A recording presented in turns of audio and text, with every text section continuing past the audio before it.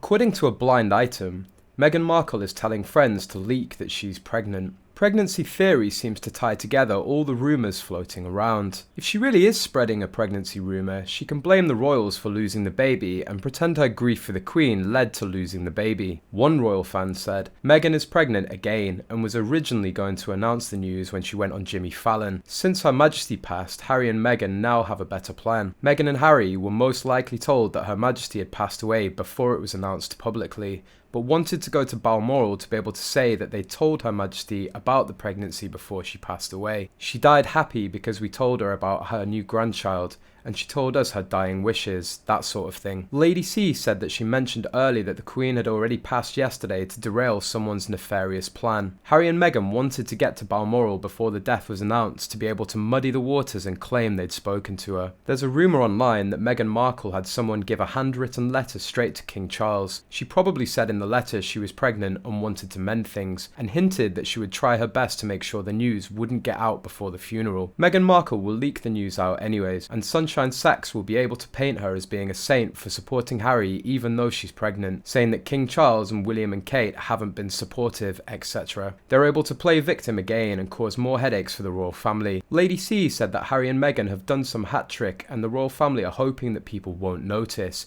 It fits with her being pregnant and threatening to leak the news before the funeral. However, others don't think Meghan Markle was ever pregnant, with one saying, "I don't believe she was ever pregnant. Almost 40 years old, getting married and immediately pregnant? I don't think so." Then the fake miscarriage and a second baby.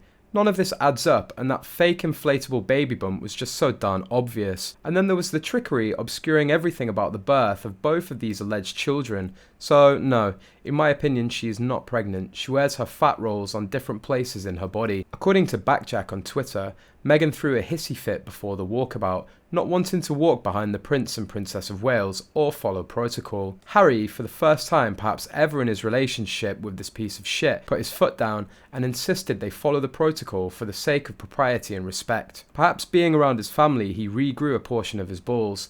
Anyway, not sure how true this whole story is, but throwing it out here to add to the ever-growing list of bullshittery that is the Harkles. Standing there like a doe in headlights, incessantly fixing her hair, relentlessly grasping for Harry, practically cowering before the Prince of Wales and then snapping at the Prince of Wales's communications director. She was out of her element and her depth, and completely shook for lack of any better word. Yet, good for Harry for focusing on the people instead of his wife's fragile ego. Meanwhile, reports suggest Archie and Lilibet may be flown to the UK from California in time for the funeral, which will be held on September the 19th in London. They could arrive with Doria Ragland, Meghan's mother.